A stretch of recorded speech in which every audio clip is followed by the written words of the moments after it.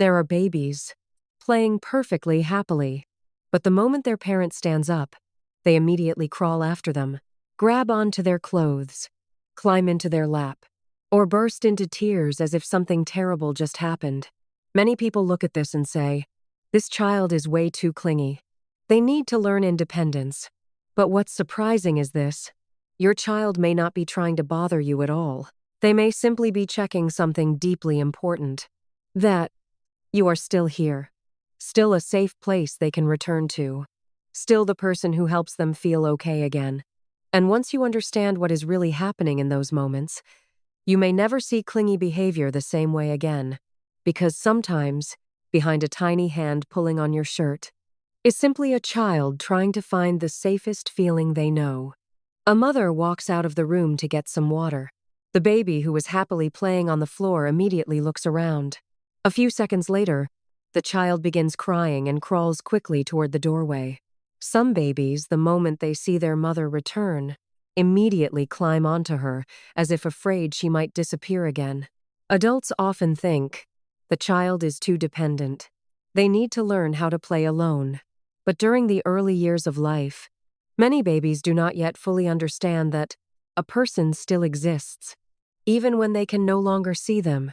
That is why, when you leave the room, for many babies, you are not simply going somewhere else. It can feel as if you disappeared from their world entirely. I once saw a little boy happily playing with toy cars in the living room. But the moment his mother stood up and walked into the kitchen, the child instantly stopped playing. He stared toward the hallway, then quickly crawled after her. The moment he found his mother in the kitchen, he hugged onto her leg before calmly returning to play. That moment revealed something important. Children are not trying to control you. They are trying to make sure my safest person is still here. And when children climb onto you, it is often not just because they are overly attached. Sometimes, they are trying to calm themselves through your presence. There are babies who cry intensely, but after only a few minutes resting against their mother's chest, their breathing slowly begins calming down. Their shoulders soften. Their tightly clenched hands slowly relax. There are children who, when exhausted, do not want toys, do not want cartoons. They only want to climb onto you and stay there quietly. Many adults look at that and think, the child is just being clingy. But in reality, they may simply be borrowing your calm. That is why many babies calm down, not because the problem disappeared, but because their body no longer feels alone with it. I once saw a little girl become terrified by the loud sound of a blender in the kitchen. She cried so hard she could barely catch her breath.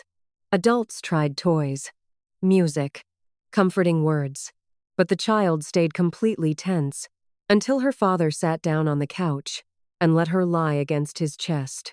A few minutes later, her crying slowly softened.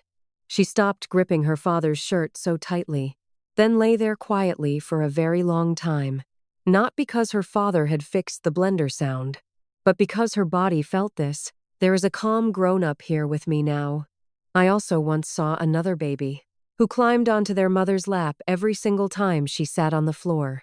Not because they wanted to be carried somewhere, not because they wanted anything. The child simply climbed up, sat close against their mother for a few minutes, then climbed back down and continued playing. That moment showed something very clearly.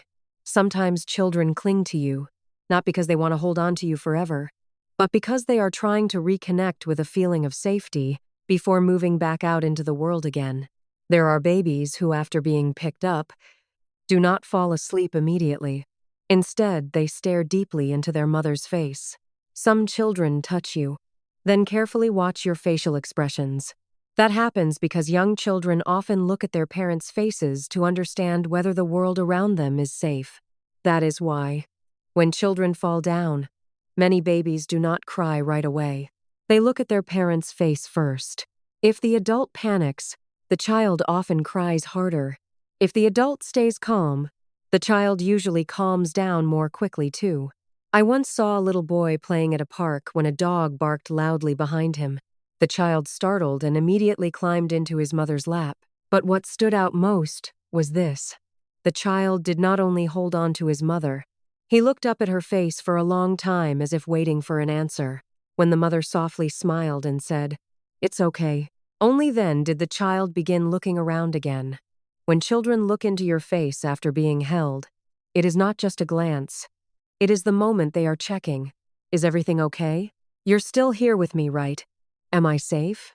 But what children need is not always endless holding. Sometimes, what they truly need is a gentle enough transition. Some parents pick up their child, then suddenly put them down to go do something else. The child immediately bursts into tears. And adults often think, my child refuses to leave me. But sometimes, what frightens children is not you leaving. It is the sudden disappearance of connection. Young children often stay calmer when they have time to prepare for a change. For example, "Mommy's putting you down now, okay? Mommy's still here. I'm going to get some water and I'll come right back." Those words may seem very small, but for young children, that is how they slowly learn. The people I love do not disappear without warning. I once saw a father preparing to put his baby down so he could cook dinner. Instead of putting the child down and walking away immediately, he gently leaned down and said, "Daddy's going to sit you here, okay? Daddy can still see you." Then he kept talking to the baby while cooking nearby within the child's sight. The baby was still slightly uncomfortable at first, but not overwhelmed the way they usually were. That moment revealed something important. Sometimes, what makes children feel safe is not being held forever, but the feeling that the connection has not disappeared. And through moments exactly like these, children quietly begin learning something deeply important. When they need someone, someone will come back.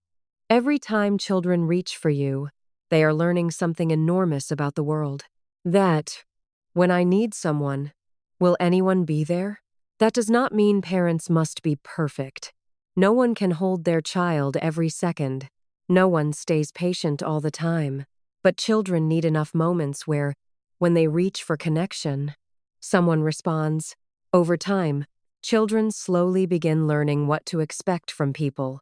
When children repeatedly experience, "I reach for someone," and someone responds, they slowly begin trusting that connection can return. That is why secure children are not children who never need anyone. Very often, they are children who explore the world more freely because they trust someone safe is still there when needed. I once saw two children react very differently at daycare. One child fell down and immediately ran to the teacher. The other sat silently and hugged themselves for a very long time. Not because one child was stronger than the other, but because sometimes children are slowly developing different expectations about this question. Will someone come when I need them? And the way you respond to tiny moments today may become the way your child sees relationships later in life. One day, your child may forget what they were crying about, but their body will remember. When they needed someone, someone came back. And this is why clingy behavior is often misunderstood. From the outside, it may look like a child refusing to let go, but from inside the child's world, it may be something very different. A small child asking, "Is my safe place still close? Can I move away and still come back? If I reach for someone, will anyone reach back?" And when you respond with patience, even imperfect patience, you are not teaching your child to depend on you forever. You are teaching them what safety feels like, so that one day, they can carry that feeling inside themselves. Because independence does not always begin with being pushed away. Sometimes, it begins with returning to someone enough times until the child slowly learns, "I can go explore because I know I have somewhere safe to come back to." So the next time your child climbs onto you, pulls your shirt, or cries when you stand up, try pausing for just one breath before seeing it as a problem. Maybe your child is not trying to control you. Maybe they are not trying to make your day harder. Maybe they are simply asking, in the only language their body knows, "Are you still here?" And your answer does not have to be perfect. Sometimes it can be a hand on their back, a calm voice, a slow goodbye before you leave the room, or a simple, "I'm here, I'll come back." Those small answers repeated again and again, quietly becomes something much bigger inside a child. The belief that, when I need connection, connection can return. And that belief may stay with them far beyond childhood, into friendships, into love, into the way they trust others, and even into the way they comfort themselves. If this video helped you see your child's clinginess with softer eyes, please subscribe to the channel, because in the next videos, we will continue exploring the hidden emotional meaning behind the things children cannot yet explain in words.